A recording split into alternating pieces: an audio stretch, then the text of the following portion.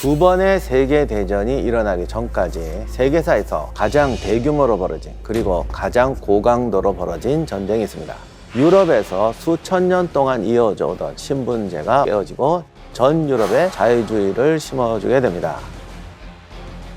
18세기에 벌어진 전 지구적 사건, 이것은 단 한 사람의 등장으로 벌어지게 되었습니다. 그는 프랑스 육군을 세계 최강의 군대로 이끌었고 정복전쟁을 통해서 전쟁 영웅으로 거듭나게 되죠. 누군가는 전쟁 영웅, 누군가는 독재자라고 부르는 나폴레옹. 그가 벌인 20년간의 전쟁이 어떻게 세계 질서를 엎었으며 전쟁의 끝은 어떻게 되었을까? 나폴레옹에 대한 모든 것 지금 바로 파헤쳐 보겠습니다.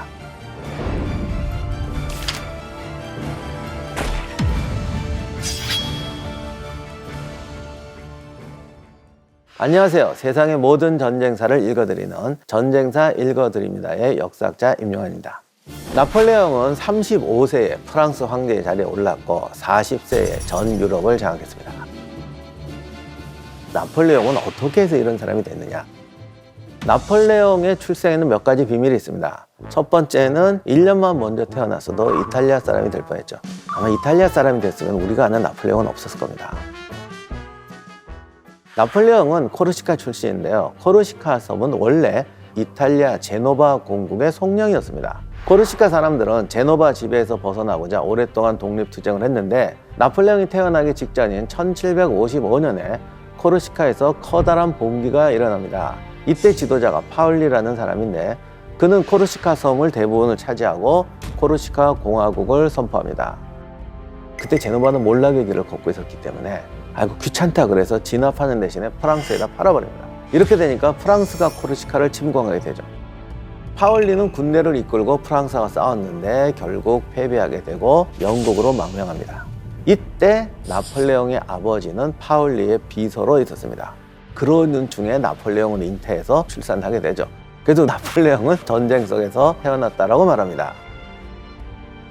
그런데 파울리가 영국으로 망명하는 배에 오를 때 아버지가 안 가겠다고 그럽니다. 그리고는 바로 프랑스 편으로 전향을 해버립니다. 사실 나폴레옹 집안은 14세기에 피렌체에서 이주해 왔는데 우리나라식으로 말하면 귀족이 아니라 향리 정도 되는 거죠. 그런데 이로 인해서 프랑스에서 정식으로 당신을 귀족으로 인정한다는 임명장을 받습니다. 이때부터 나폴레옹 가문이 친프랑스 집안으로 코르시카에서 성장하게 됩니다.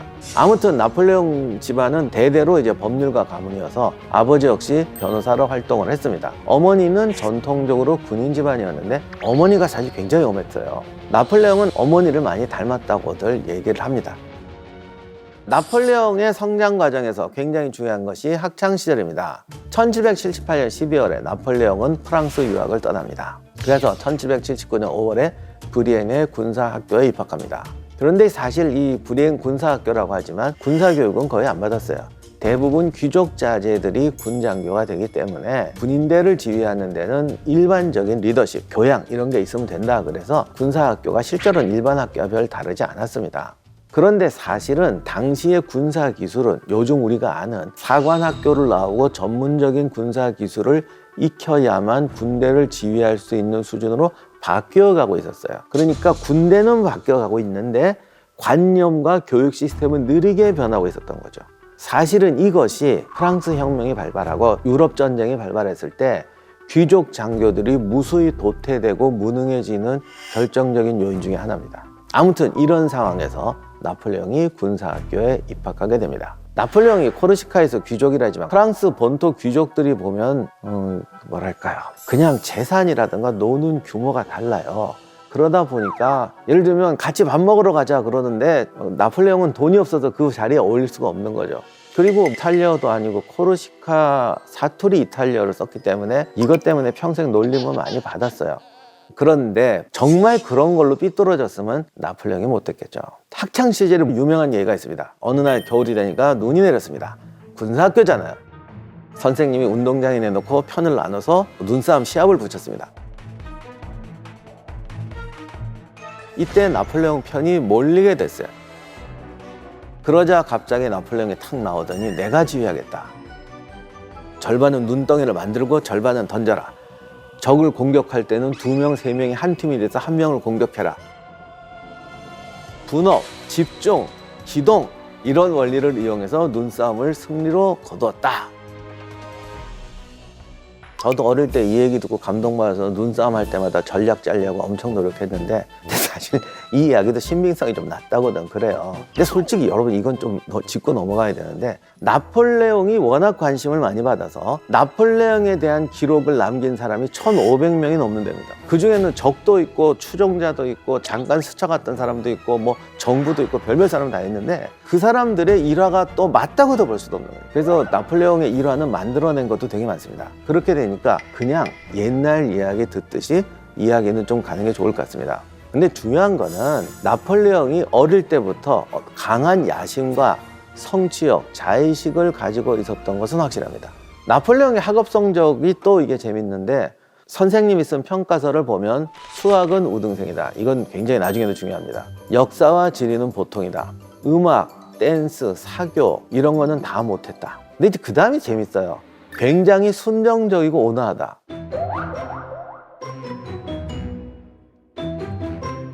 마지막 결론이 뭐냐면 훌륭한 해군감이다 라고 적었어요.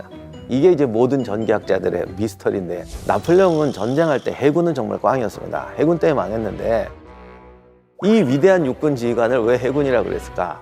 당시에 해군 생활이라는 게 굉장히 힘들잖아요. 뱃속에 들어가서 거기서 꿋꿋하게 버텨야 되는 거잖아요. 그래서 애가 힘든데 외톨인데 꿋꿋하게 잘 버틴다 생각해서 훌륭한 해군감이라고 적었던 것 같습니다. 그런데 그 능력은 해군이 아니라 육군으로 발휘하게 됩니다. 1784년 10월에 나폴레옹은 파리 육군사관학교에 입학하게 됩니다. 파리 육군사관학교는 4년 과정인데 아버지가 갑자기 사망합니다. 그리고 집안에 가난이 닥치죠.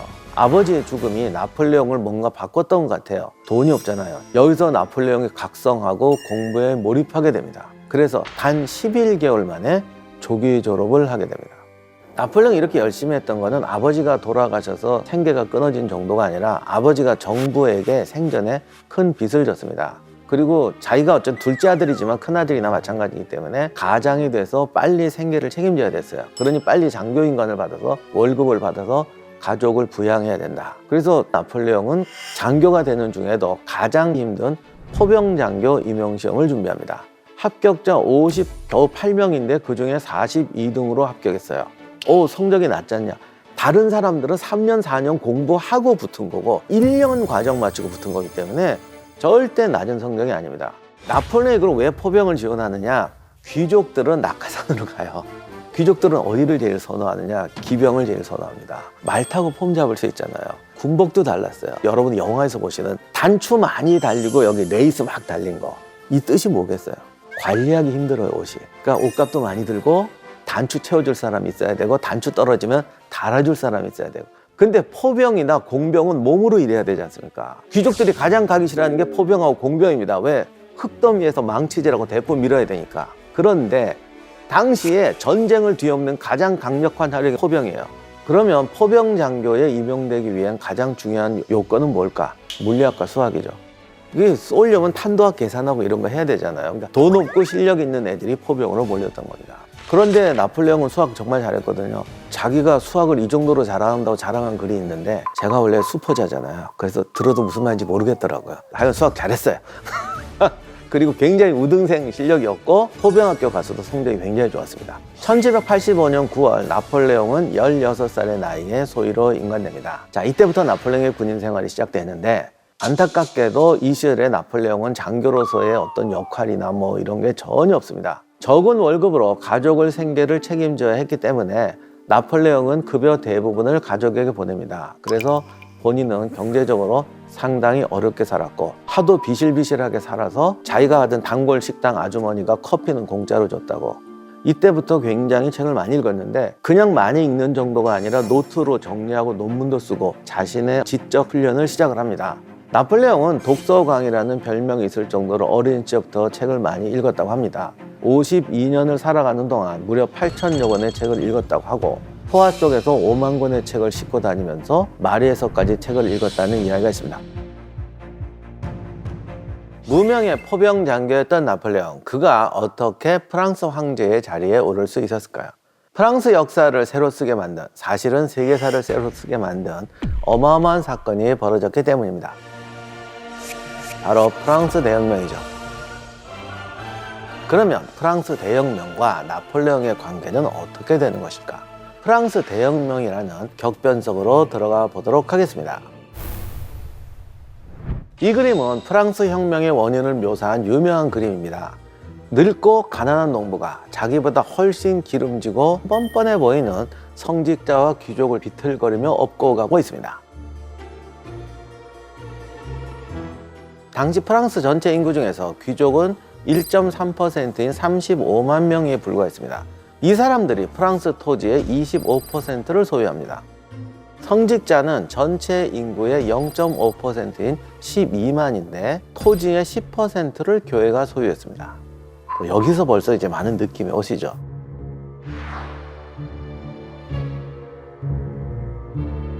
평민들에게는 정치적 권리가 전혀 없었어요. 그런데 그들은 귀족과 성직자가 내지 않는 세금을 내고 각종 부역을 담당해야 했습니다. 이런 불합리한 신분제와 불공평한 과세 제도를 타파하고 자유, 평등, 정의가 실현되는 새로운 세상을 만들고자 발생한 사건이 프랑스 혁명이라고 이야기를 합니다.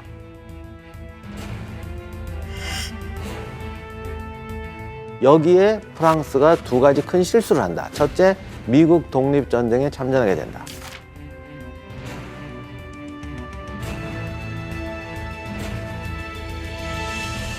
전비라는 게 엄청난 돈이 드니까 이제 일단 돈 많이 들어가고, 그리고 영불통상조약을 체결하는데, 영불통상조약이라는 것은 어떻게 보면 되게 좋은 것 같아요. 공업이 발달한 영국이 프랑스에다 공업제품 수출하고 곡물이 넘쳐나는 프랑스가 영국에 이제 곡물을 수출한다. 굉장히 좋을 것 같은데, 공업이라는 것이 가지는 부가가치와 이윤과 곡물이라는 게 가지는 부가가치 이윤이 다르잖아요. 이렇게 되니까 프랑스 농민들은 곡물을 싼값으로 판 다음에 비싼 공업 제품을 수입해서 이걸 또 써야 된단 말이죠. 그러니까 무역 역조라고 할까, 이런 현상이 발생해서 국가 재정은 더 파탄이 난다는 거죠. 여기에다가 루이 14세 이후로 왕실의 지속적인 사치 낭비 때문에 빚이 점점 늘어난다. 루이 16세가 즉위한 1774년에 국고 빚이 약 15억 리브르였는데 프랑스 혁명이 일어난 1789년엔 무려 3배로 늘었다. 자, 이렇게 돼서 국가는 파산 지경은 되고, 어떤 분은 말하기를 혁명 직전에 프랑스는 세금을 내는 사람은 없고 돈을 받기만 바라는 사람뿐이었다. 그래서 루이 16세도 여러 가지 재정개혁을 하려고 하지만 특히 성직자와 귀족들은 세금 내는 걸 거부하고 뭐 이런저런 개혁안들도 다 실패하면서 결국 혁명이 터졌다고 얘기를 합니다. 자, 그러면 첫 번째로 터졌던 문제가 뭐냐? 루이 16세가 재정 문제를 일단 해결해야 되니까 1614년 이후로 개최되지 않았던 삼부회를 소집합니다.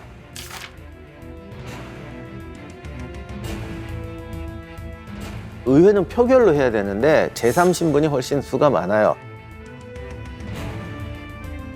제3신분들은 이 기회에 가서 우리가 권리를 얻자 라고 하고 왔어요. 봉건적 특권을 폐지해라. 그래야 우리가 세금 내겠다. 왕은 야, 그런 건 건드리지 말고 그냥 세금 어떻게 낼지만 얘기해. 이렇게 되니까 당장 붙어버리잖아요. 그러니까 왕이 이렇게 말합니다. 신분별로 심의해서 표결해라. 그럼 2대1이잖아요. 그러니까 제3신분들은 그런 게 어딨냐. 전체 투표로 해서 다수결로 하자. 이렇게 말해버리는 겁니다. 여기서부터 이제 싸움이 나기 시작하는데 평민 대표들이 자기들끼리 모여서 국민의회라는 걸 만들어버립니다. 문제는 여기에 진보적인 귀족과 성직자도 가담해버린다는 거죠. 이게 뭘 말하냐면 이미 사회는 변하고 있었어요. 그리고 여기서 유명한 선언을 하죠. 동의 없이는 어떠한 세금도 징수할 수 없다. 권리 없는 곳에 징세 없다. 이런 말이 터져나옵니다. 화가 난 루이 16세가 국민의회 해산을 명령하고 회의당을 폐쇄해버립니다. 그러자 평민 대표들이 테니스 코트로 이동해서 헌법을 제정하고 이루어질 때까지 국민의회가 해산하지 않겠다고 서약을 합니다. 이것이 그 유명한 테니스 코트의 서약이죠.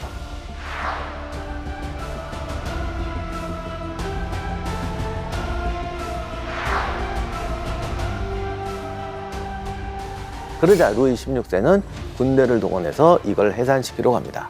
그러자 민중들이 봉기해버리죠. 국민의회를 보호하고자 파리 시민들이 7월 14일에 바스티유 감옥을 습격하게 됩니다.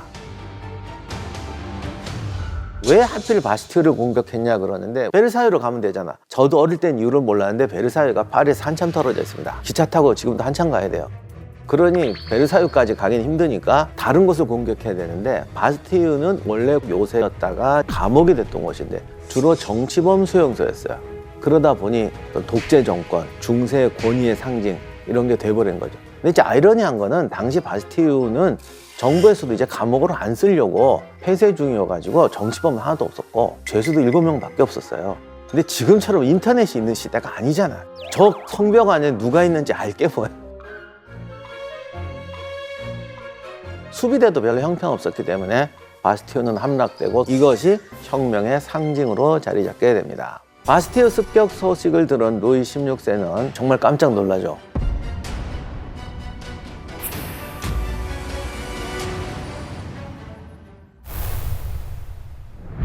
루이 16세는 굴복하게 되고 국민의회는 구악법들의 폐지를 포고하고 새로운 헌법의 작성을 시작합니다. 그리고 그 전에 새 헌법의 정신을 담은 기본 권리 프랑스 인권 선언을 공표합니다.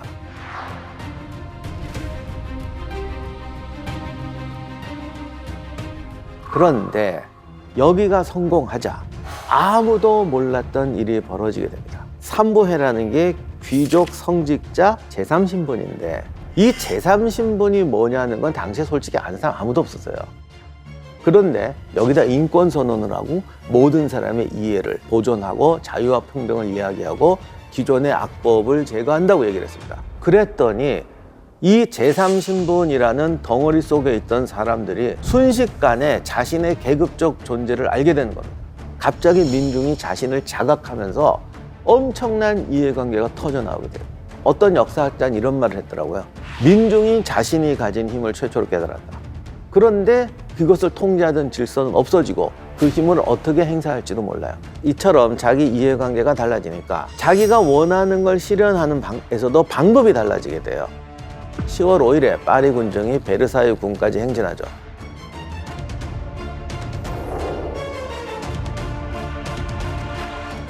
그러자 루이 16세는 이제 더 한 단계 더 항복을 해서 자기가 국민회의에 참석하겠다고 약속을 합니다. 그러자 국민의회는 헌법 제정을 이제 하려고 하는데 어떤 사람은 좀 서로 타협하면서 절충으로 가자는 사람과 무슨 소리냐 그냥 한 방에 만들자 이러는 급진파로 갈라지게 되는 것이죠. 혁명은 점점 과격해집니다. 이 과정에 두 가지 큰 사건들이 벌어지게 됩니다. 우리가 흔히 왕당파라고 하는데 귀족, 성직자 이런 사람들은 무슨 민중혁명의 시대가 오는 것 같으니까 당연히 외국으로 도주하게 되죠. 그 사람들 도주하는 건 사실은 환영했어요. 잘 가라지 뭐. 당신 저택 우리가 접수해서 행복하게 살게 이렇게 되는데 결정적으로 루이 16세가 프랑스 탈출을 시도하게 됩니다. 왕이 우리를 버렸다. 다욱이 이때는 주변의 외국 군대들이 프랑스 혁명이 나니까 이 혁명을 막겠다고 공격해 들어오던 상황이었거든요. 나라가 위기에 빠졌는데 왕이 우리를 버리고 적국으로 튀었단 말이에요. 이것은 지금 절충과 타협을 이야기하는 파들에게는 어마어마한 데미지를 줍니다. 아무튼 그럼에도 불구하고 상층 부르주아나 귀족들하고 좀 타협을 하고자 했던 국민의회는 루이 16세 왕권을 계속 유지하자고 결정을 합니다. 그래서 1791년 9월에 입헌 군주제를 기초로 한 헌법을 공포하게 됩니다. 그런데 이게 먹힐 리가 없잖아요. 왕정 폐지 세력들이 크게 단합하면서 혁명 세력이 분열하게 됩니다. 좌파 우파라는 용어도 사실 이때 생겼습니다. 당시 국회에서 모이는데 원래 다 끼리끼리 앉잖아요. 급진파는 왼쪽에 앉고 온건파는 오른쪽에 앉아서 급진파를 좌파, 온건파를 우파라고 부르는 용어가 탄생했습니다.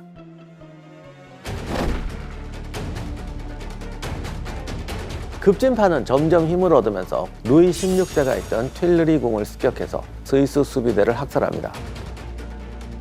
그리고 국왕을 체포해서 수감하게 됩니다. 이것은 당시 민중들에도 충격적인 사건이었습니다. 이 사건은 또 한 사람에게 충격을 주는데 마침 나폴레옹이 그때 파리에 있었어요. 전투에 참전한 게 아니라 사건이 난 다음에 퀼르리 궁에 갔는데 학살당한 스위스 수비대의 시신들을 보게 됩니다. 어마어마하게 끔찍한 광경이 있었어요. 사람들이 몰려와서 옷 같은 거 벗겨가는 정도가 아니라 이놈들 나쁜 놈이라고 절단을 하고 난도질을 하고 어디 잘라서 기념으로 가져가고, 어떤 전기 작가들은 이때부터 나폴레옹이 민중을 혐오하거나 신뢰하지 않는 습관이 생겼다고도 합니다. 그러면 루이 16세는 어떻게 되었을까? 사실 이 루이 16세의 운명으로 인해서 나폴레옹의 운명도 영향을 받습니다. 지금까지 두 사람의 접점이 전혀 없어 보이죠. 나폴레옹이 그 틸리르 궁전 앞에 구경 간 거 한 번밖에 없는데, 대체 어떤 인연으로 루이 16세와 나폴레옹이 운명 공동체로 엮이게 된 걸까요? 이 시기 왕정 폐지론자 중에서 부각되는 지도자가 당통, 마라, 로베스피에르입니다. 당시 왕정 폐지를 주장하는 공화파는 자코뱅당과 지롱드당이라는 두 세력으로 나눠지게 됩니다. 당통은 활발한 선동가였고 굉장히 사교적이고 현실적인 인물이었어요. 타협도 잘하고 계략도 잘 꾸미고, 그리고 이분은 또 이제 특기가 연애, 보통 20살 어린 여자랑 나중에 결혼하고 막 그러는데, 흔히들 표현하면은 삶의 밝은 곳을 사랑했던 지도자였다고 합니다. 물론 이 사람도 처음에는 과격파였어요. 그 다음에 이제 이 당통의 반대가 로베스피에르인데, 로베스피에르는 좋게 말하면은 과하게 진지한, 심하게 말하면 음울한 신념이었다고 하죠. 로베스피에르의 특징은 청렴결백했다는 겁니다. 나폴레옹도 너 로베스피에르를 왜 존경하니? 청렴결백하기 때문이라고 말했어요. 이게 엄청나게 어필을 합니다. 지금까지도. 대신에 로베스피에르는 청렴결백하긴 한데 자기 신념이 너무 강했어요. 오직 자기 신념과 자기 가치관에 갇혀 사는 사람이다, 뭐 이런 얘기를 합니다. 혁명 초기에는 당통과 로베스피에르의 이런 상반된 개성이 서로를 보완하는 효과를 줍니다.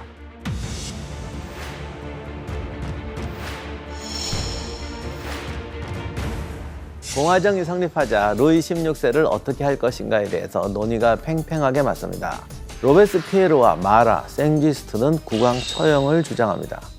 특히 로베스피에르는 그가 죽어야 국론을 통일하고 혁명을 완수할 수 있다고 믿었고, 왕은 무죄일지도 모르나 그를 무죄라고 선언한 순간 혁명이 유죄가 된다라는 말을 남깁니다. 그런데 하필 이때 궁전금고에서 루이 16세가 반혁명 음모를 용인하는 문서, 외국과 내통한 편지래요. 이것이 발견이 됩니다. 결국 그는 국가 반역죄로 기소되어서 국회 투표를 했더니 처형이 의결이 됩니다.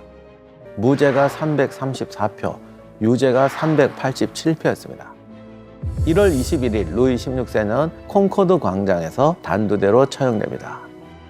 이때 루이 16세의 마지막 말이 짐은 죄 없이 죽는다였습니다. 루이 16세의 왕비였던 마리 앙투아네트도 같은 해 10월 16일에 단두대에 올라서 처형됩니다. 그러면 루이 16세의 처형으로 인해서 나폴레옹이 운명이 결정되었다고 말씀드렸었는데, 과연 이건 무슨 뜻일까요? 사실 프랑스 혁명이 발발하고 급속히 진행되는 동안 나폴레옹은 대부분 코르시카에 있었습니다. 그리고 코르시카의 의용대 부사령관이 되었고, 프랑스의 상황에 대해서는 완전히 동떨어졌었죠. 이때 영국으로 망명했다가 사면을 받아서 과거 혁명 영웅이었던 파울리가 귀국하게 됩니다. 나폴레옹은 그와 협력해서 프랑스가 혁명으로 어수선한 사이에 코르시카를 독립시키고 안정시키려고 합니다. 그런데 파울리는 프랑스로 변절했던 나폴레옹 집안을 당연히 좋게 생각하지 않았죠. 결국 두 사람의 갈등이 점점 깊어졌는데, 루이 16세의 처형을 정점으로 완전히 갈라서게 됩니다. 파울리는 옛날 사람이었기 때문에 코르시카를 독립시켜도 왕당파였어요. 그런데 나폴레옹은 급진적인 자코뱅 성격을 가지고 있었거든요. 이렇게 되니까 아직 독립도 안 했는데 독립한 후에 코르시카를 어떻게 할 것인가를 두고 두 사람이 완전히 갈라지게 되죠. 당시에 나폴레옹은 굉장히 급진적이어서 마라와 로베스피에르를 존경했다는 설도 있습니다. 이때 나폴레옹은 군대를 조직해서 사르데니아 원정을 시도하는데 파울리의 방해로 원정이 실패로 돌아갑니다. 그뿐 아니라 정적으로 몰려가지고 또 친프랑스파다 이렇게 돼서 파울리는 나폴레옹을 구금하고 그 집안의 재산을 몰수하게 됩니다. 여기서 죽을 뻔했지만 가족들과 함께 코르시카에서 탈출하게 됩니다. 지금까지 나폴레옹이 내내 가난하다는 말을 했는데, 사실 요 중간에 부유했던 그 집안 일족의 유산을 받아서 꽤 살만하게 변해버렸어요. 사실은 그래서 코르시카로 돌아가서 이제 형은 의원이 되고 뭐 이런 생각도 했던 것 같은데, 뭔가 정점에 올라가야 될 때에 코르시카에서는 반역자가 되고 벌었던 재산은 다 몰수당하고 그야말로 완전한 실패자로서 프랑스에 돌아오게 됩니다. 이때부터 나폴레옹은 코르시카를 잊어버립니다. 그리고 자신은 이제는 프랑스인으로서 살아갈 수밖에 없다는 생각을 했던 것 같아요. 그리고 나폴레옹은 니스에 있는 정규군 부대로 다시 복귀하게 됩니다. 자, 혁명은 깊어져 가는데 이때 대외적인 공격이 시작됩니다. 반프랑스 연합군, 반혁명 연합군이 결성되게 되죠. 루이 16세가 처형되자 주변의 모든 왕정이 위협을 받는다고 생각한 주변의 군주국들, 영국, 오스트리아, 에스파냐 등이 프랑스에 대항해 반프랑스 동맹을 맺고 전쟁에 돌입하게 됩니다. 사방에서 압박해오는 외국 군대의 침입으로 프랑스는 힘겹게 전투를 벌이게 되고 최대의 위기를 겪게 되죠. 국내에서도 여러 가지 갈등이 벌어집니다. 급진파, 온건파만 있는 게 아닙니다. 왕당파도 부활하려고 하고, 또 새로운 국가가 중앙집권적 국가가 돼야 되느냐, 지역 지방 자치를 인정해야 되느냐, 이걸 가지고도 싸움이 납니다. 이런 와중에서 방대 지방에서 왕당파의 반란이 일어나게 되죠. 그러자 이를 진압하려고 프랑스 공화국 군대가 파견되는데, 반란군과 정부군 모두 합쳐서 약 20만 명이 목숨을 잃을 정도로 엄청난 피바람이 불게 됩니다. 이 방대 반란은 지금까지도 프랑스 역사의 진짜 흑역사인데, 혁명을 지지하는 시민공화군이 가서 농민과 아이들까지 모조리 학살하고 반란을 일으킨 도시는 그냥 싹 밀어버려서 지워버리자, 이런 정책이 시행되게 됩니다. 그런데 이 와중에 지금 외국이 쳐들어왔기 때문에 또 외국하고도 싸워야 됩니다. 프랑스는 대규모 징집을 시작했는데 무려 75만 명을 징병합니다. 이 과정에서 프랑스 혁명군이 아닌 왕이 통치해야 한다고 주장하는 왕당파들이 툴롱이라는 도시를 장악하는 사건이 벌어집니다. 근데 이 툴롱이 대단히 중요한 도시입니다. 프랑스 남부에 있는 도시로 프랑스가 지중해로 진출하기 위한 군사적 요충지로 사용되고 있었습니다. 왕당파는 도시를 장악한 다음에 공화국 군대를 막기 위해서 왕정을 지지하는 영국의 지원을 요청을 합니다. 그래서 영국 함대가 스페인, 이탈리아 군대를 이끌고 툴롱에 상륙하게 돼요. 그러자 프랑스 공화국 쪽에서는 당연히 툴롱을 탈환해야겠죠. 그래서 툴롱 포위전이 벌어지는데, 이때 바로 옆 도시인 마르세유에 있던 나폴레옹이 이 작전에 투입되게 됩니다. 그러면 나폴레옹은 어떻게 지휘관으로서 자신의 능력을 증명했을까요? 이때 운도 좋았어요. 코르시카 출신의 국민공회 의원이 툴롱의 보병 대대장이 전사하는 바람에 그 자리에다 나폴레옹을 밀어줍니다. 나폴레옹은 이제 대위로 진급해서 툴롱 탈환 작전에 투입되게 되죠. 이때 전쟁에서 이제 새로운 신무기가 대포였습니다. 그런데 당시 프랑스 공화군에는 포병 장교가 별로 없어가지고 처음에 툴롱 시내를 대포를 설치해 놨는데 사거리를 계산을 못하고 저까지 닿지도 않는 거야. 근데다 대포를 딱 갖다 놓고 저기를 쏜다고, 이런 상황이었습니다. 나폴레옹이 포병 지휘관이 다 가보니까 이게 뭐 혁명군의 전투력이나 상황이 엉망인 거예요. 나폴레옹은 이때 자기가 이제 활약할 기회라고 생각했던 것 같아요. 일단 포가 너무 적다. 포를 모아라. 그리고 포를 운영하려면 유능한 병사들을 찾아야 된다. 이제 돌아다니면서 유능한 병사들을 찾아서 포병으로 충당하고 함께 먹고 자면서 정열적으로 대대를 이끕니다. 그런데 툴롱이 완전히 요새화된 군항이어서 공격하기가 쉽지 않았어요. 여기서 나폴레옹이 적의 결정적인 아킬레스건을 찾아냅니다. 툴롱에 주둔하고 있는 지상군이 아니라 항구에 주둔하고 있는 영국 함대를 경멸시켜야 된다. 이런 판단하에 툴롱 함대를 포격할 수 있는 에기에트라는 곳에 있는 요새를 차지해야 한다고 키포인트를 집어냅니다. 그래서 나폴레옹이 이곳을 탈환하러 오는 영국군을 격퇴하면서 툴롱 전투의 영웅이 되는데, 툴롱에서 보여준 나폴레옹의 모습은 제가 볼 땐 집중이에요. 내가 무엇이 될 것인가, 내 인생의 화려한 꿈을 꾸는 게 아니라 지금 이 자리에서 포병 대대장으로 내가 성공해야 된다.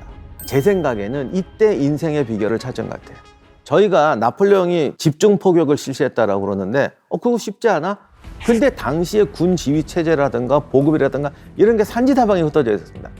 여기를 공격해야 되고 나폴레옹 키포인트를 찍은 게 중요한 게 아니라 여기다 대포와 탄약과 보급과 병사를 모아야 됩니다. 시장에게, 지휘관에게, 다른 데 연대장에게 설득하고 수송 병력을 빼줘라. 이것을 하기 위해서 날밤을 새면서 집중을 해서 하나의 포대를 만듭니다. 툴롱에서 굉장히 작은 규모의 부대를 운영하지만 그 후에 나폴레옹이 보여준 군사작전에서의 총괄적인 능력을 이미 여기서 실행하게 돼요. 이렇게 돼서 나폴레옹은 툴롱에서 영웅이 됩니다. 로베스피에르에게도 강력한 인상을 남기고 24살의 나이에 포병 대위에서 준장으로 단박에 승진하게 됩니다. 이동안에 국민공회는 본격적으로 공포 정치를 펼치기 시작하고 있었습니다. 그 중심에 로베스피에르가 있었죠. 로베스피에르는 변호사 출신답게 사무적으로 굉장히 정확하고 조직력, 행정력, 통솔력은 굉장히 뛰어났다고 해요. 그리고 무상 의무 교육을 도입하고 평등한 교육 기회를 제공하려고 했다고 합니다. 그러나 당시에 이 생필품하고 임금에 대해서 최고 가격제라는 걸 도입을 해서 정부가 시장 가격을 통제하려는 시도를 합니다. 근데 이것이 역효과를 낳아서 엄청나게 물가를 폭등시켜서 자기를 지지하는 기본 세력인 불만을 사게 돼요. 로베스피에르는 신념이 너무 탁월해서 악과 타협해서 선을 이룰 수 없다. 악을 제거해야 선이 이루어진다는 생각이 철저했습니다. 근데 문제는 이 방법에서 자신에게 반대하는 반혁명 인사들하고 혁명에 반대하는 인사들은 집단 처형을 시행합니다. 심지어 2,000여 명이 한꺼번에 루아르강에 수장되는 일도 발생합니다. 그는 반혁명 협의자들의 재산을 몰수해서 빈민들에게 나눠준다는 내용의 법령도 공포를 합니다. 처음엔 환영했죠. 그런데 물가가 오르고 빵값이 오르고 이게 얻는 것보다 내는 게 더 많아지는 거예요. 이렇게 되니까 민중들도 등을 돌리게 되는데 로베스피에르는 민중의 불만이 올라오게 되자 자기의 방법을 반성하는 것이 아니라 더 강화하게 됩니다. 1792년 7월에 프레리앙 22일법이라는 걸 통과시키는데 혐의만 있어도 반혁명 분자들을 처형할 수 있게 한다. 혁명에 반대하지 않아도 혁명에 반대할 가능성이 있는 애는 증거가 없어도 죽이자, 이렇게 된 거예요. 이때부터 혁명재판소가 그냥 사형집행소가 되는데 50일도 되지 않아서 1,300명 이상에게 사형 선고를 내립니다. 그리고 1년 동안에 1만여 명이 목숨을 잃습니다. 로베스피에르의 독재가 극에 달하자 당통은 사람에게 신물이 난다라면서 은퇴를 선언합니다. 그리고 은퇴를 하고 비판을 하니까 로베스피에르의 눈밖에 나서 단두대로 가게 되죠. 그가 단두대로 가면서 로베스피에르의 사무실 밑을 지나게 되는데 이때 이런 말을 하죠. 혁명재판소를 설립한 것을 후회한다. 로베스피에르여, 다음 차례는 너다. 그러자 로베스피에르는 자신에 대한 불안감과 반감이 생기는 것 자체가 반혁명적 사고라고 생각을 해버립니다. 그리고 의회에 나타나서 지금까지 숙청을 주도하던, 다시 말하면 자기의 최고 신복이던 보안위원회와 공안위원회도 숙청하겠다고 선언을 해버립니다. 그러자 의원들이 집단 반발해요. 그리고 현장에서 헌병을 동원해서 로베스피에르를 체포해서 처형하기로 합니다. 공포 정치로 국가를 안정시키려고 했던 로베스피에르는 오히려 국가를 혼란에 빠뜨렸다는 죄로 처형되게 됩니다. 로베스피에르가 실각하자 나폴레옹도 체포됩니다. 나폴레옹이 성공하는 데는 로베스피에르의 도움이 컸어요. 로베스피에르와 나폴레옹의 관계는 어떻게 되느냐. 프랑스 군은 귀족과 부르주아들이 거의 반반, 어떻게 보면 부르주아들이 상당히 하급 장교, 실무 장교진을 장악하고 있었어요. 그런데 로베스피에르가 공포 정치를 하면서 혁명에 반대할 가능성이 있는 애들도 죽여야 된다고 생각하고 보니 군대에 있는 부르주아 장교도 믿을 수가 없는 거예요. 거기다가 로베스피에르의 적은 왕당파가 아니라 이제 부르주아라든가 부르주아랑 친한 일반 민중까지도 가 있는데 이 부르주아 장교들을 어떻게 신용합니까? 이때 나폴레옹이 등장합니다. 그리고 로베스피에르의 동생하고 친하게 되고 자코뱅이라고 그러고 자긴 마라랑 로베스피에르를 존경한다고 그러고 로베스피에르가 보니까 얘 프랑스에도 아니고 코르시카이고 과거 전력을 보니 뭐 한 것도 없고 너무 마음에 들잖아요.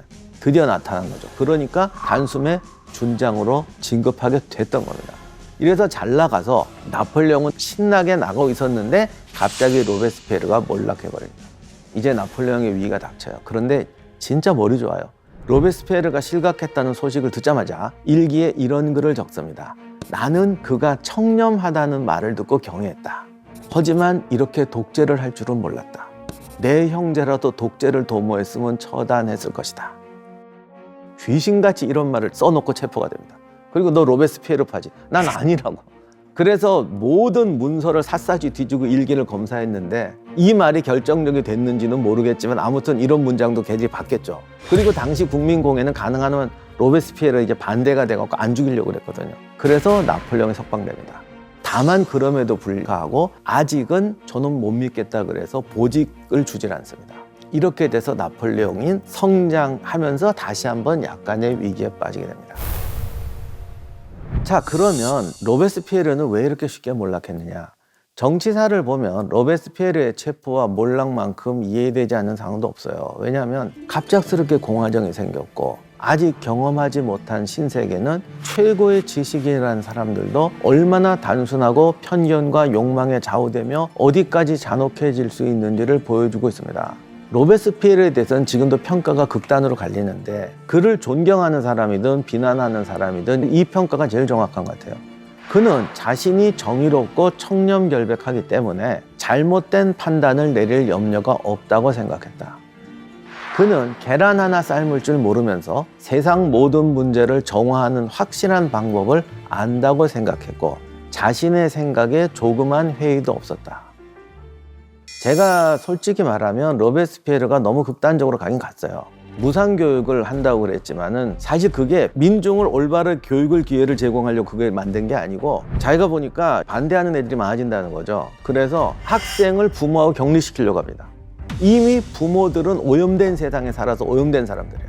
그러니까 국가기관을 만들어서 애들을 수용해서 집단교육을 시켜야 된다고 얘기를 해요.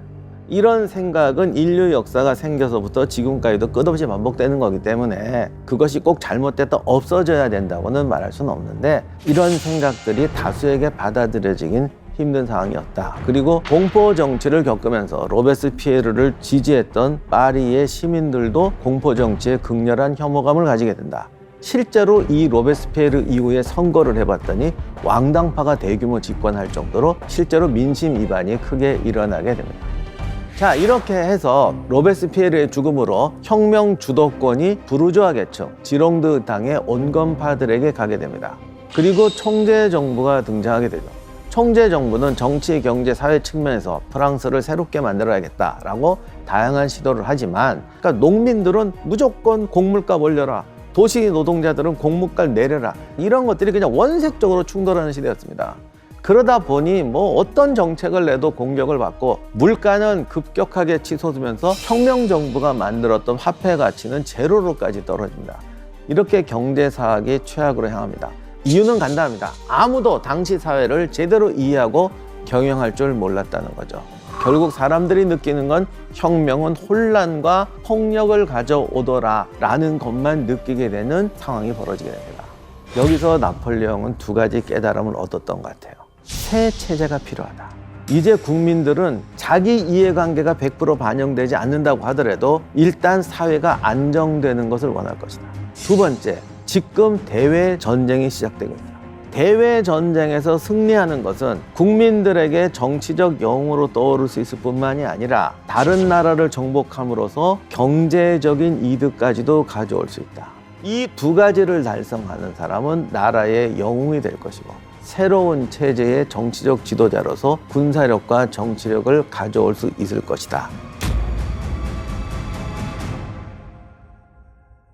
이탈리아를 정복하면 유럽에서 가장 부유하고 금덩이와 예술품이 가득 찬 나라를 털어올 수 있다. 동시에 이탈리아, 스위스 통로를 막음으로 해서 오스트리아가 남부로 내려오는 것을 막을 수 있고 급소를 칠 수 있다. 그런데 문제는 이 사람이 로베스피에르파로 찍혔기 때문에 총재 정부의 신임을 얻지 못하고 있습니다. 그러면 나폴레옹은 어떻게 해서 총재 정부의 신임을 얻고 자기가 꿈꾸던 대외 원정을 시작함으로써 프랑스의 국내적 위기와 국외적 위기를 동시에 해결하는 프랑스의 영웅으로 떠오르게 될까요?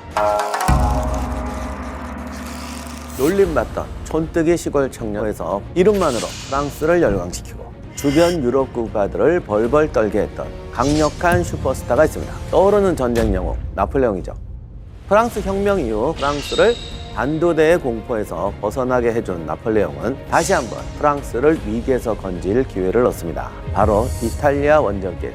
그러나 나폴레옹의 나이는 고작 만 27세였습니다. 전쟁 경험이라고는 전혀 없다시피 합니다. 부하들에게조차 인정받지 못하는데요. 심지어 전쟁을 치를 전쟁 자금조차 바닥입니다. 내 편 하나 없는 이탈리아 원정에서 군인들의 마음을 사로잡은 나폴레옹의 특별한 비결은 무엇일까요? 전투가 아닌 영양실조로 부하들이 죽어나가는 위기를 나폴레옹은 어떻게 극복했을까요?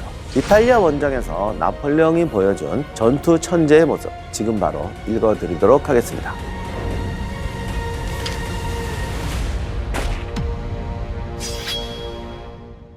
안녕하세요. 세상의 모든 전쟁사를 읽어드리는 역사학자 임용환입니다. 로베스피에르는 죽었지만 그가 남긴 공포 분위기로 사회는 여전히 불안합니다. 국가 재정은 위태위태했어요.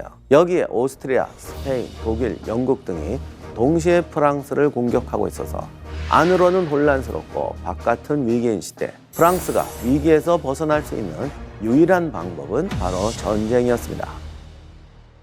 프랑스는 반프랑스 연합국 중에서 가장 영향력이 강하고 늘 골칫거리였던 오스트리아를 압박하기로 합니다. 대대적인 토벌작전 계획을 세우는데 두 개의 방향에서 오스트리아와 맞붙기를 합니다. 독일과 이탈리아 북부였죠. 이때 이탈리아 북부를 공격해서 오스트리아로 진격하는 군대 지휘관으로 임명된 사람이 바로 나폴레옹이었습니다. 나폴레옹이 이탈리아 원정 지휘관으로 임명되자 인생에서 가장 중요한 이벤트도 포기하고 파리를 떠나 원정길로 나섭니다. 바로 결혼식과 신혼여행입니다. 나폴레옹은 조세핀과의 결혼식에 2시간이나 지각을 했습니다. 신혼여행은 48시간을 못 채우고 결혼 이틀 만에 이탈리아 북부로 향합니다. 나중에 조세핀은 나폴레옹을 이렇게 평가합니다. 내가 아는 세상에서 가장 이기적인 남자다. 이 나폴레옹 원정길을 따라가기 전에 프랑스 혁명 전후의 군대의 변화부터 살펴보도록 하겠습니다. 혁명 전에 프랑스군은 용병, 지원병 중심의 군대였습니다. 혁명 후에 새로운 제도가 생기는데 바로 징병제도입니다. 프로이센과 오스트리아가 프랑스를 침공하자 1793년 국민의회가 강제 징병제도를 시작합니다. 혁명군 내부에서도 변화가 생깁니다. 남아있는 귀족 장교들도 직업 군인화합니다. 그러다 보니 이제는 귀족도 특별하게 호사스럽고 유니폼 멋있게 입고 이런 것이 아니라 군장도 간소화하고 어떤 행동이나 리더십도 장교스러워져야 됩니다. 이렇게 되면서 군대 효율성, 속도, 행군 속도들이 증가하게 됩니다. 그런데 이게 반드시 좋은 것만 아니에요. 징병제를 시행했더니 병력은 많아졌는데 훈련은 부족해집니다. 라인 배틀이라는 건 횡대로 길게 늘어서서 진격하면서 싸우는 건데 훈련이 부족하다 보니까 이렇게 긴 횡대 대응으로 싸우는 능력이 떨어질 수밖에 없습니다. 그래서 이 대안으로 나폴레옹은 새로운 혼합 대형 전술 산병전을 선호합니다. 산병전이라는 거는 횡대를 갖추지 않은 약간 자유로운 군대라는 건데 이전에 경보병이라는 게 있었어요. 이거를 산병이라는 새로운 시스템으로 만들어서 길게 전진하는 횡대, 좌우, 앞에서 약점을 보완해 주는 거예요. 또 이렇게 엄호를 해주니까 훈련이 부족하지만 산병들이 용기를 가지고 진격할 수 있게 됩니다. 여기에 또 하나의 중요한 시스템을 넣습니다. 산병을 동원해도 횡대가 너무 약한 거예요. 그래서 나폴레옹 부대는 가운데 횡대를 놓고 양쪽에 종대를 놓습니다.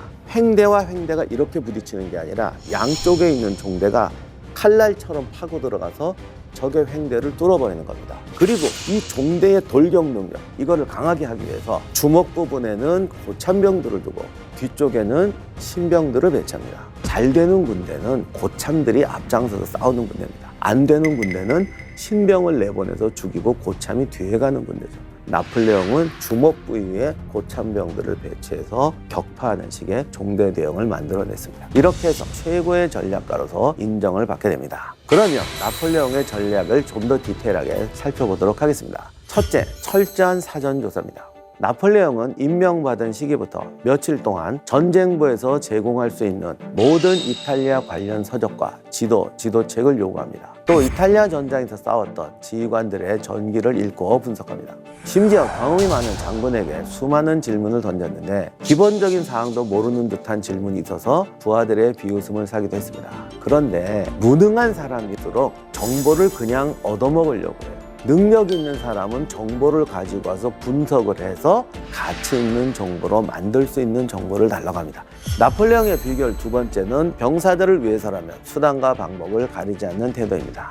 이탈리아 원정에서 나폴레옹의 피하에는 사단장 5명이 있었습니다. 이 5명이 정말 성분이 다양했습니다. 사병부터 장군이 된 사람, 용병 출신, 범죄자 출신, 외국인, 하여간 이 사단장들의 특징은 전통적인 귀족사회 장교 구성과는 거리가 멀다는 거죠. 심지어 나폴레옹조차 그동안 보병대를 지휘해 본 적이 없던 사람이었습니다. 사단장 중 한 명이었던 마세나의 회고에 따르면 처음에 그들은 모두 나폴레옹을 존경하지 않았다고 합니다. 파리에서 데모 진압해가지고 이렇게 치안 유지했다는 거니까 정부에 잘 보여서 낙하산으로 온 것 정도로 생각을 했다고 합니다. 그런데 사실 더 큰 문제가 있었는데 이때 나폴레옹을 파견했던 거는 총재 정부인데 부패가 엄청 많습니다.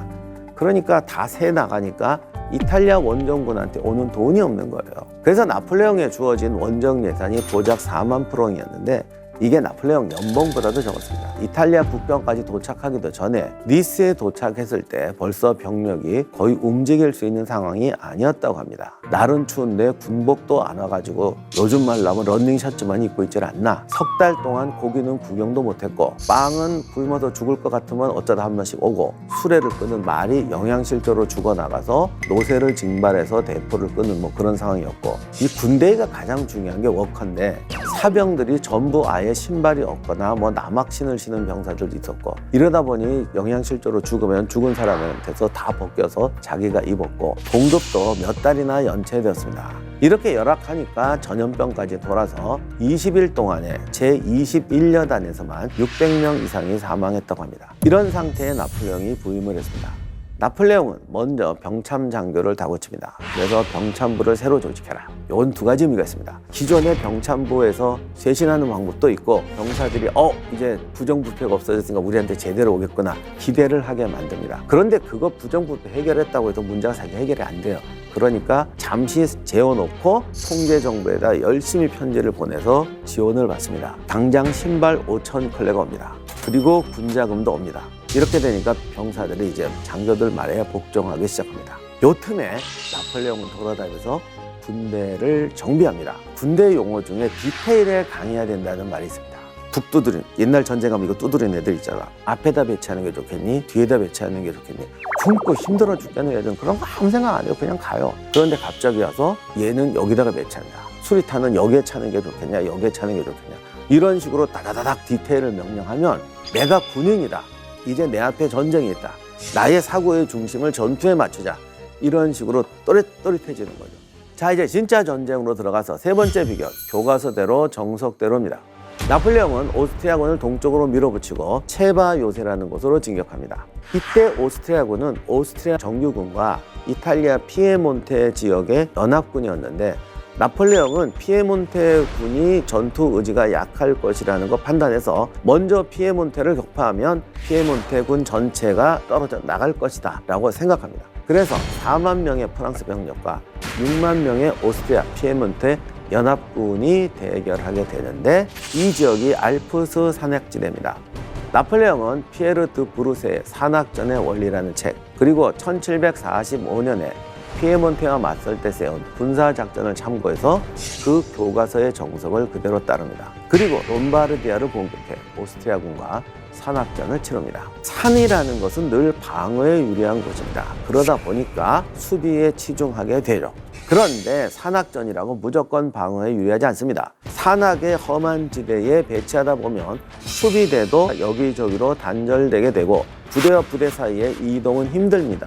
그러다 보니까 협력 수비를 하기에는 힘들고 대응 속도가 느려집니다.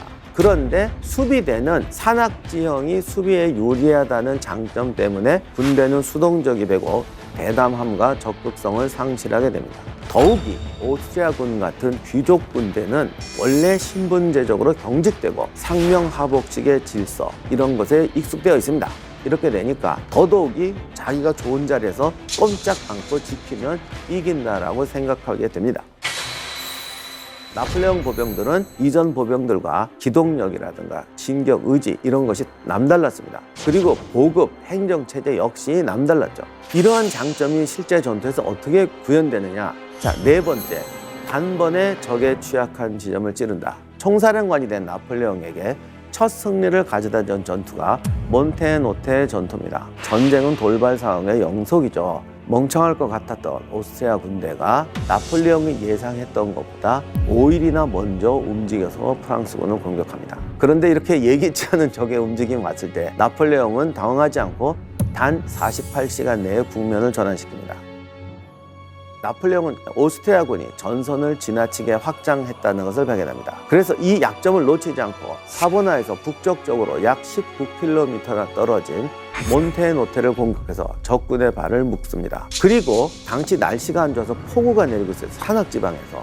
새벽 1시에 마세나에게 오른쪽 측면으로 공격해 들어가라고 지시를 합니다. 근데 마세나는 거기 있는 게 아니라 저 떨어져 있었어요. 마세나가 이동해야 되는 루트에는 고도 3,200m에서 4,800m에 이르는 검산 줄령이 이어져 있고 험한 능선을 내려와야 됩니다. 물론 중간중간에 오스트리아군이 보루를 세워놨지만 그들보다 빠르게 움직였던 프랑스 보병대는 산악지형을 신속하게 이동해서 점령하고 나폴레옹이 지시한 지점까지 와서 오스트리아군의 측면을 쳐서 오스트리아군을 포위를 합니다. 오스트리아군은 포로를 포함해서 총 2,500명을 잃었고 나폴레옹군은 겨우 800명을 잃었습니다. 몬테노테 전투는 나폴레옹이 총사령관으로서 첫 승리를 거둔 것으로 모든 병사들이 나폴레옹의 지휘력을 보고 감탄하고 사기를 높여주게 됩니다. 자, 나폴레옹의 5번째 장점, 빠른 기동력으로 적의 급소를 치는 능력입니다. 당시 프랑스군이 약 5만, 오스트리아 피에몬테군 약 8만 명이 이제 대결을 하게 됩니다. 나폴레옹 전술에서 가장 예술적인 측면이 이건데요. 우리가 병서에서 이런 거 배우잖아요. 적은 분열시키고 아군은 집중시켜라. 적군이 4만 명입니다. 아군이 3만 명입니다. 그러면 적을 둘로 분열시키면 2만이 되겠죠. 이게 말은 쉬운데 상대도 바보가 아닌 다음에 왜 분열시키겠어요? 나폴레옹은 이거를 어떻게 하느냐? 부대를 아주 잘게 쪼개요. 10,000명, 5,000명, 8,000명 산지 사방에 비탈과 요새를 흩어놓습니다. 이렇게 되면 적군은 진격하다 보면 여러 개 남아있는 부대들이 내 뒤를 칠 거 아닙니까? 그러면 나폴레옹은 여기서 계산을 합니다. 상대방 군대의 수준, 지형, 아군과 적군의 지휘관 이런 거 막 계산해서 정확하게 도출합니다. 이런 식으로 하다가 우리 편 부대 하나 10,000명을 가지고 적군 5,000명을 치는 거죠. 그것도 가장 유리한 장소에서. 그러면 30분 만에 이겨요. 자, 그러면 이 부대를 가지고 8,000명하고 5,000명이 싸우는 지점으로 돌입해서 5,000명과 합세하면 15,000명이 돼서 8,000명을 치는 거죠. 이런 식으로 움직여서 하나하나 격파하면서 결국 접전지에서 수의 우세를 가져오는 겁니다. 나폴레옹이 수학 천재라는 말씀을 드렸는데 돌발 상황까지도 다 예측하고 대안을 세웁니다. A라는 상황이 나타나면 이렇게 한다. B라는 상황이 나타나면 이렇게 한다. 라고 이거를 대비를 해 놓으면 F나 Z라는 상황이 발생했을 때 경우의 수에 빨리 대처를 할 수가 있습니다. 이런 전략 시뮬레이션 게임 전투를 당시에는 누구도 하지 못했어요. 지금도 전차는 공격력 7, 수비력 3, 컴퓨터가 계산을 해주니까 하는 거지. 그래서 사람들이 천재라는 소리를 안 할 수가 없었고 두뇌, 기동력, 전황 파악, 명령 체제, 보급 체제, 조직 모든 면에서 느린 군대는 나폴레옹의 적수가 될 수가 없었습니다. 당시 통상 여단이 하루에 움직일 수 있는 거리가 약 24km였는데 나폴레옹 군대는 일반 군대의 2배 속도로 움직였습니다. 물론 이것을 위해서 어떤 가시적인 개혁도 했습니다. 보병 장비 중에서 행군을 방해하는 가장 무거운 장비가 뭐냐를 찾았어요. 찾았더니 텐트, 버려! 나뭇가지, 나뭇잎 덮고 자! 뭐 이렇게 했습니다. 그러다 보니 수레로 날라야 되는 장비도 간소화됐죠. 그래서 탄약 수레만 보병과 함께 뛰어갑니다. 탄약 수레도 빨리 따라갈 수 있게 하기 위해서 도로 설계하는 것도 바꾸고 마차나 군장들도 계속 개혁을 하면서 끊임없이 노력합니다. 한 장교는 이렇게 말했습니다. 나폴레옹보다 더 행군을 잘 이끌 수 있는 사람은 없다. 행군은 대체로 매우 힘들고 병사들 중에 절반이 뒤처진 적도 있었다. 그러나 사기를 잃은 병사는 없었고 모두 늑대라도 뒤따라왔다. 여기서 나폴레옹을 유명하게 만든, 사실은 악명 높게 만든 또 하나의 중요한 요령이 나옵니다. 바로 식량의 현지 조달이죠. 무질서한 약탈은 군대의 질을 떨어뜨리고 행군 속도를 늦춥니다.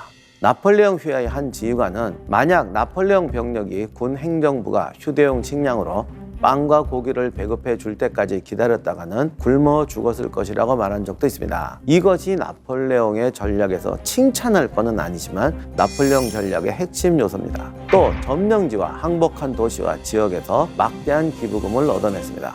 이탈리아에서 유명한 예술품 강탈 사건이 벌어집니다. 총재 정부가 가져올 수 있는 것은 남김없이 가져오라는 명령을 내렸습니다. 나폴레옹이 이탈리아에서 가져온 작품들을 보면 현재 루브르 박물관에 가나의 혼인잔치가 있습니다. 이게 0.5톤이나 되는 커다란 작품이었는데 가루로 잘라가지고 타페처럼 말아서 파리로 보냅니다. 산마르코 성당에 있는 4마리의 청동말, 지금 바티칸에 있는 고대 최고의 조각상 라오콘 군상, 그리고 레오나르도 다빈치의 습작 노트를 싸그리 쓸어서 가져와서 학자들에게 연구하게 합니다. 이후 나폴레옹 전쟁 동안에 5천여 점의 전리품을 프랑스로 보냈는데 루브르 박물관을 채우고도 넘쳐가지고 베네치아에 있는 아카데미아 미술관, 밀라노의 브레라 갤러리, 암스테르담 국립미술관, 마드리드의 프라도 박물관, 이런 곳을 세우는 뼈대로도 사용되었다고 합니다. 결국 피에몬테가 항복합니다. 그들과 휴전 협정을 맺으면서 토르토나, 알렉산드리아, 코니, 체바, 발랑스로 통하는 길부터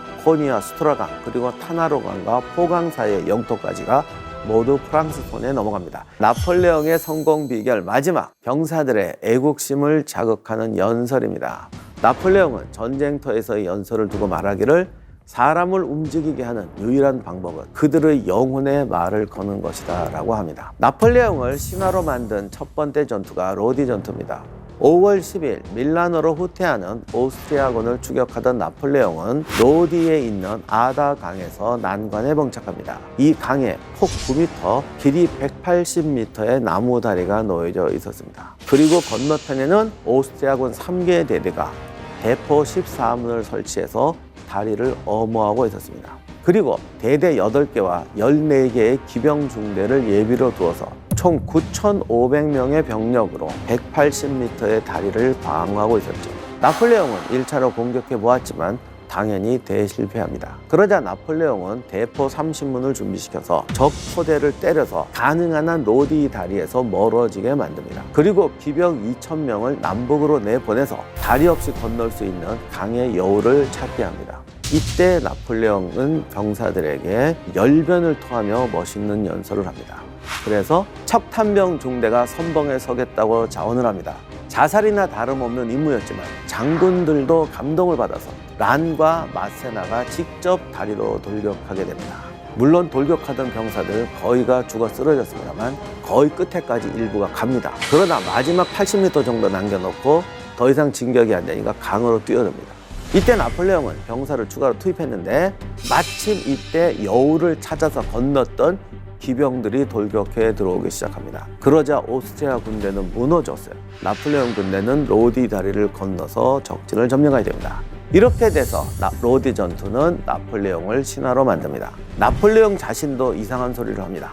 하늘이 자신에게 특별한 사명을 주어서 태어난 사람이 분명하다고 자각했다고 말합니다. 로디 전투 이후로 병사들은 나폴레옹에게 꼬마 하사라는 별명이 생깁니다. 이때부터 병사들의 반항적인 태도는 깨끗이 사라지고 나폴레옹 군대는 유례를 찾아볼 수 없는 특별한 용기와 사명감으로 가득한 군대로 바뀌게 됩니다. 이렇게 승승장구하던 나폴레옹이 또 위기를 만나게 됩니다. 원래 영웅이란 위기를 만나야 영웅의 진가가 드러나는 법이죠. 나폴레옹은 만토바라는 요새를 포위하게 되는데요. 만토바 안에 갇힌 병력이 나폴레옹 군대보다 더 많았어요. 오스트리아 대군이 위기에 빠지니까 오스트리아군 본토에서 지원 부대를 보냅니다.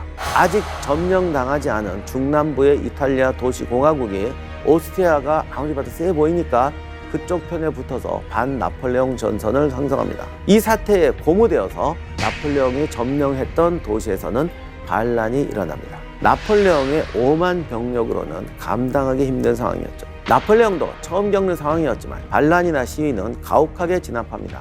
그런데 가장 큰 문제는 난공불락의 요새였던 만토바를 함락할 수가 없다는 것이었어요. 나폴레옹은 만토바를 포위한 채 남은 병력을 가지고 중부 이탈리아를 석권합니다. 그리고 도시마다 엄청난 기부금을 뜯어내서 총재 정부에게 보냅니다.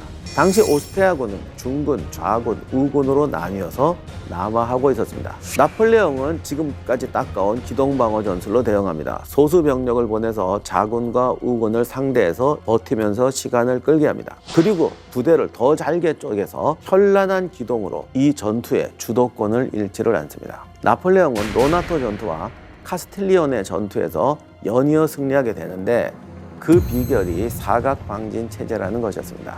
마른 목골 대형으로 부대 4개가 가다가 적의 대군이 나타나면 맨 오른쪽에 있는 부대가 앞으로 진격해서 적을 막는 수비대 역할을 합니다.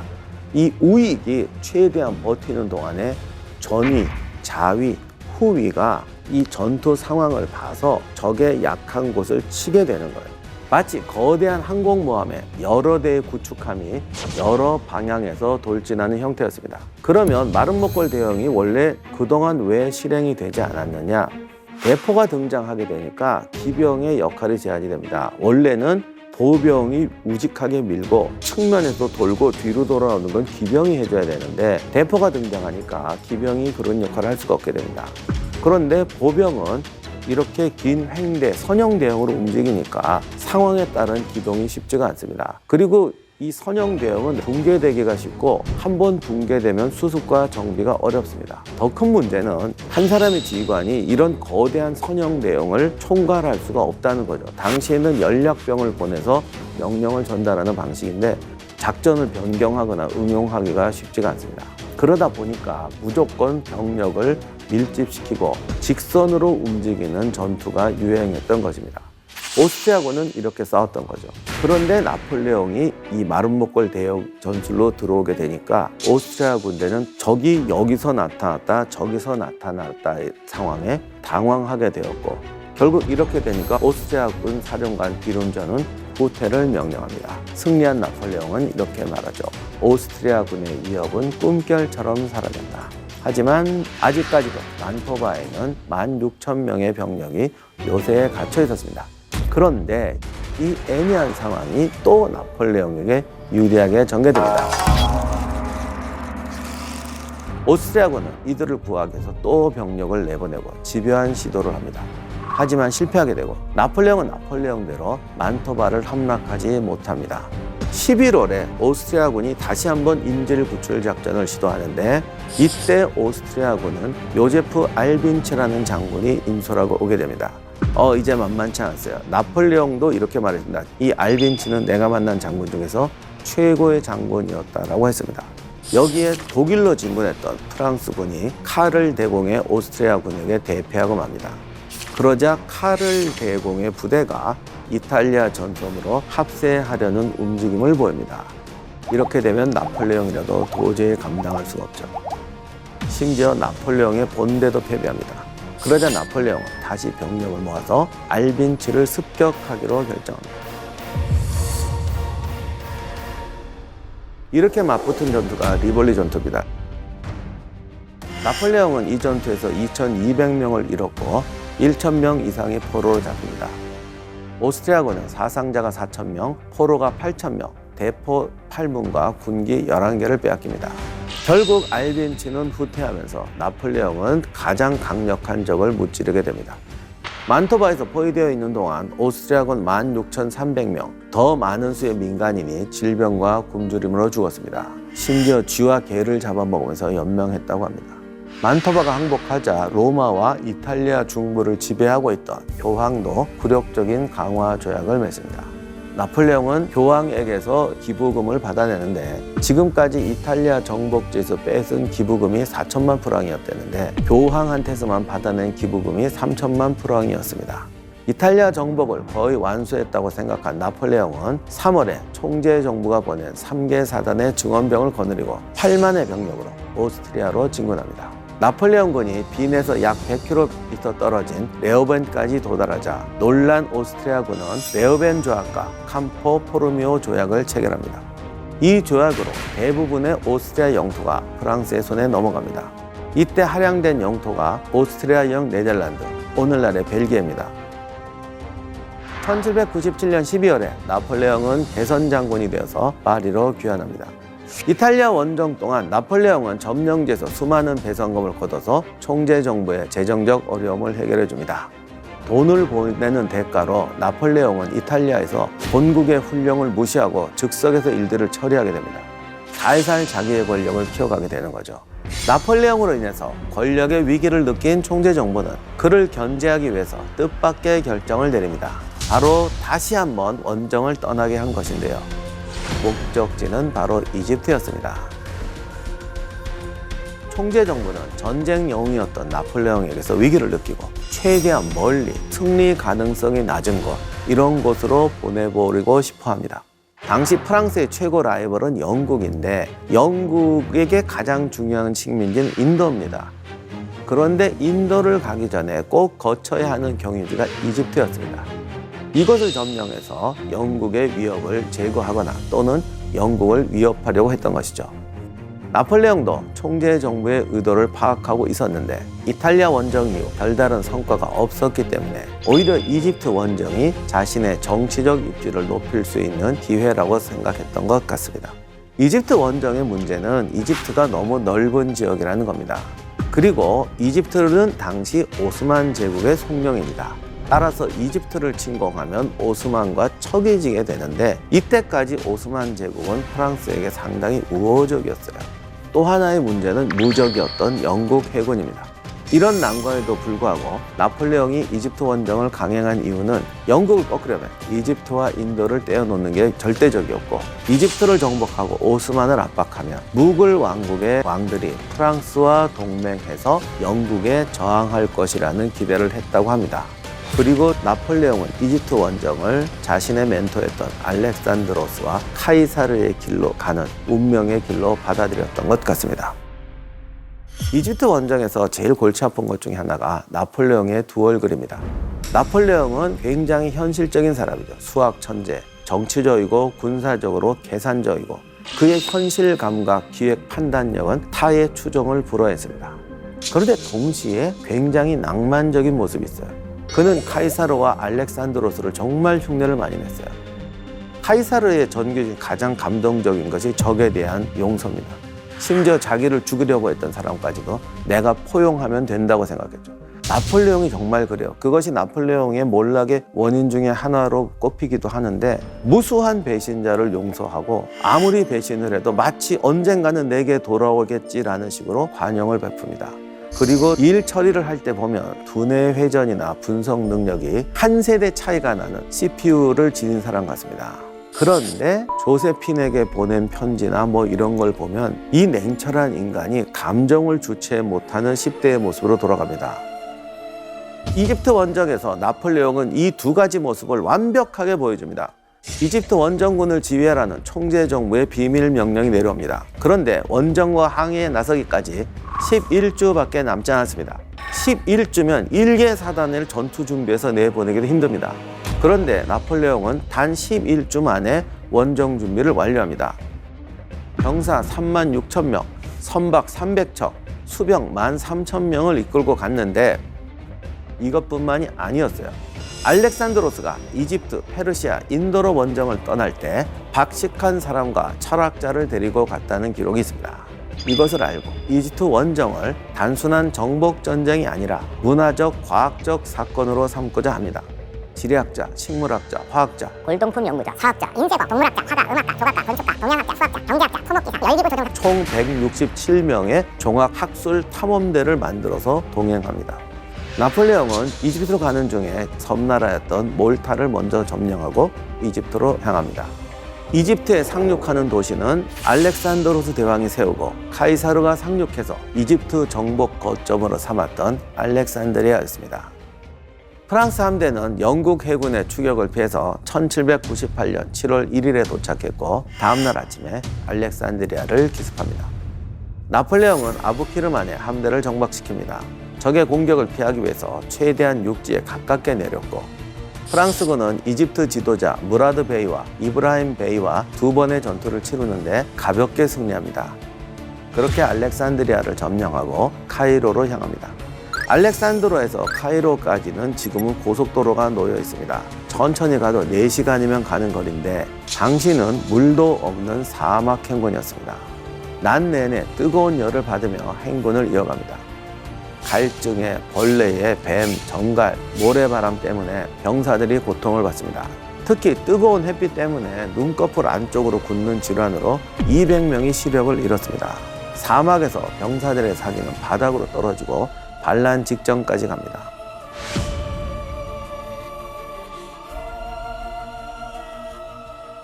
그런데 프랑스군은 무적이었지만 여기까지였습니다.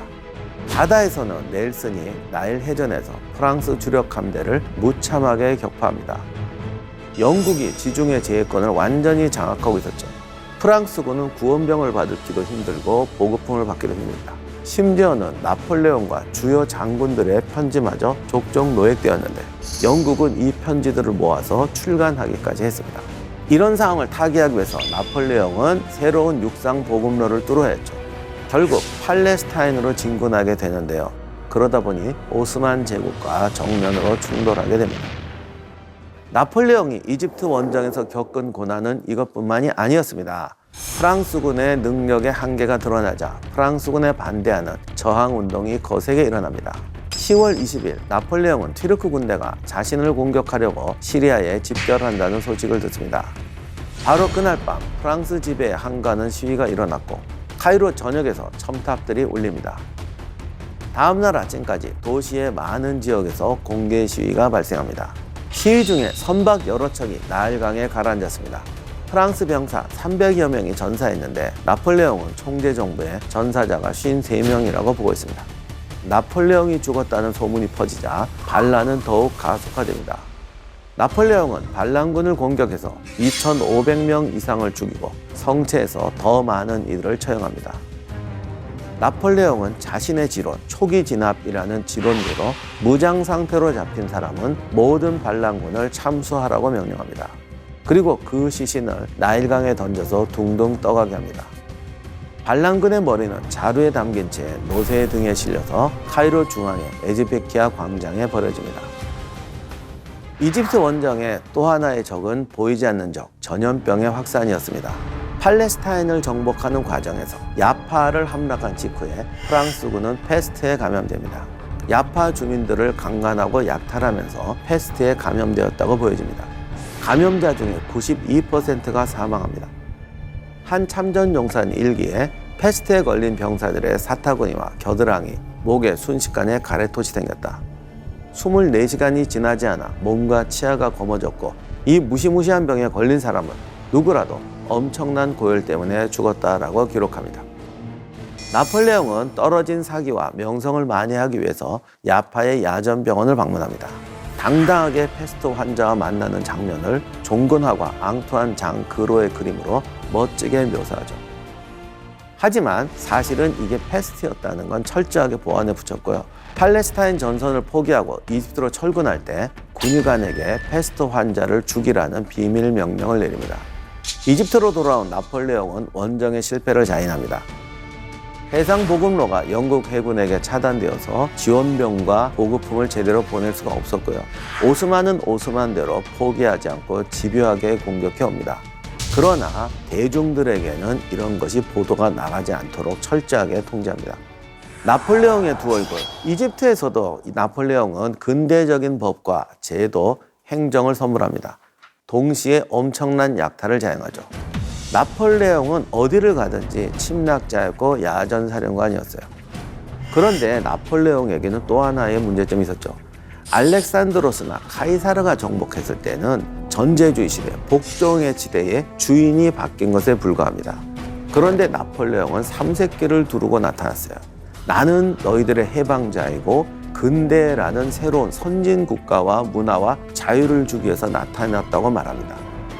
그러면서 무력에 의해서 통치하고자 하죠. 나폴레옹은 모든 전쟁을 속전속결로 끝내고 개혁 조치도 굉장히 빨랐지만 이 본질적인 차이를 메꿀 수가 없었습니다. 이런 모순은 나폴레옹의 이집트 연구에서도 벌어집니다. 나폴레옹은 이집트 문명과 세계 문명사에 지대한 공헌을 합니다. 나일 강변의 무수한 신전과 유적을 발굴하게 되죠. 이 나폴레옹의 이집트 연구가 이집트 지배, 세계 지배를 위한 자신의 이미지 관리 도구였다고 하더라도 이것이 이집트 문명과 세계 문명사 연구에 지대한 공헌을 한 것도 맞습니다. 그런데 나폴레옹이 도로를 정비하고 근대적인 행정체제를 임명한다고 해도 지역민들이 느끼기에는 약탈한 마차가 지나가고 군대가 와서 때려잡고 근대적인 행정체제는 우리를 더 신속하고 정확하게 쥐어짜는 역할밖에 안 하게 되는 거죠. 그러니까 나폴레옹이 했던 근대의 제도들은 현지인들에겐 더 악랄하고 효율적인 모습밖에 안 되는 거예요. 사실 이집트에게 더 중요한 것은 이집트의 독립입니다. 나폴레옹 군대가 오스만 군대를 격파하고 나자 이집트의 총독이었던 무하마드 알리가 프랑스 침공으로 약화된 오스만 맘루크 세력을 몰아내고 이집트를 독립시켜버립니다. 이후 이집트 혁명으로 나세르가 집권할 때까지 이 알리 왕조가 유지되게 됩니다.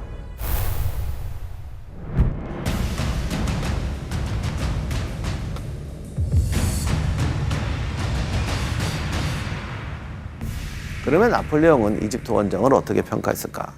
이집트에서 보낸 시간은 내 생에서 가장 즐거운 시간이었다고 회고한 적이 있습니다.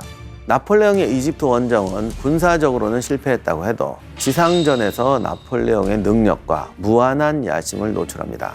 동시에 나폴레옹의 약점이 해상이라는 것도 명확하게 노출시켜버립니다. 그러자 전 유럽이 단합하죠. 이렇게 해서 2차 대불 동맹이 결성됩니다.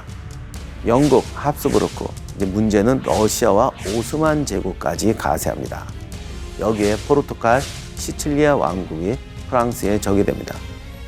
프랑스는 에스파니아와 이탈리아를 장악하고 있습니다. 이렇게 해서 나폴레옹 전쟁이 하나의 세계 대전으로 발전하게 됩니다.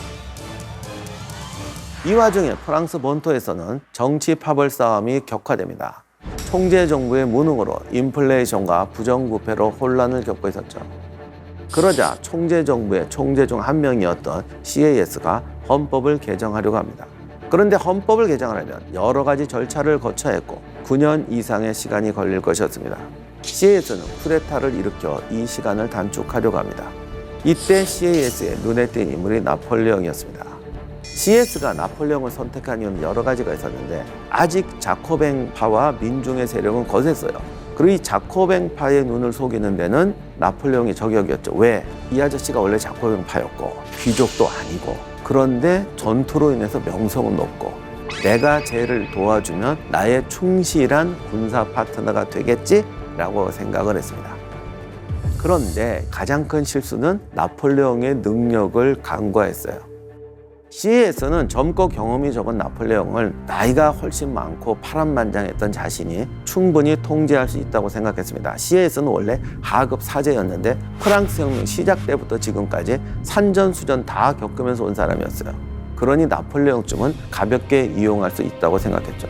이미 정계 진출의 기회를 노리고 있던 나폴레옹은 CAS의 제안을 받자 당연히 가담하게 됩니다. 나폴레옹은 1799년 11월 9일 총재 정부를 해체시키고 의회를 장악하고자 500인 의회로 향합니다. 이때 나폴레옹이 등장하니까 수많은 의원들이 저항하고 나폴레옹의 멱살을 잡으면서 내쫓으려고 합니다. 사실 나폴레옹이 자의로 의회에 등장한부터가 불법은 불법이었습니다. 국회의원이 아니잖아요. 결국 나폴레옹은 군대를 동원해서 무력으로 의회를 장악합니다. 그리고 3명의 통령을 두는 통령 정부를 새롭게 수립합니다. 그리고 프랑스 최고 권력자인 제1통령에 올랐습니다. 여기에 CAS의 자리는 벌써 없었습니다. CAS는 자신이 나폴레옹을 이용한다고 생각했지만 오히려 나폴레옹에게 이용당했죠. 권력의 중심에 선 나폴레옹은 1799년 12월 25일에 헌법은 대의제 정부의 진정한 원칙이다. 그리고 소유, 평등, 자유라는 신성한 권리를 기초에 두고 있다. 헌법이 확립한 권력은 안정적이고 강력할 것이다. 혁명은 혁명을 촉발시킨 원칙 위에 확립되었다. 이제 혁명은 끝났다라는 연설을 합니다. 그러니까 독재자가 쓴 것은 혁명의 타락이 아니라 혁명의 완성이다 라고 말합니다. 어떻게 보면 지금까지도 전 세계의 상당히 많은 국가에서 이러한 선택과 이러한 논리가 사용되고 있죠. 그러면 혁명이 끝났다라는 나폴레옹의 연설은 프랑스인들에게 어떻게 다가왔을까요? 당시 프랑스인들도 여론조사를 한 건 없지만 이런 기록들이 남아 있습니다. 이러려고 혁명을 했는가? 무슨 소리냐? 나폴레옹이 없었다면 우리는 지금도 무질서와 혼란 속에 남아있을 것이다. 이 중 어느 것이 맞는가는 사람들마다 다를 거예요. 현대인들은 가장 이상적인 정치는 지금과 같은 직접 선거에 의한 민주주의 체제를 말합니다. 이게 우리 현대인 모두의 이상이겠죠. 그런데 역사적으로 보면 이 과정에서 상당히 오랜 시간이 걸렸습니다. 따라서 나폴레옹이 선한 행동이었냐 악한 행동이었냐고 판단하는 것이 역사학의 본질 목적이 아니고 제정에서 민주정으로 오는 과정으로서 이해를 하고 이것을 보다 현명하고 아름답게 만들기 위한 지혜를 얻는 과정으로 이해하는 것이 좋을 것 같습니다. 나폴레옹이 몰락한 뒤에도 이 고민은 극단적인 결과를 초래하면서 프랑스의 근현대사를 이어가게 됩니다.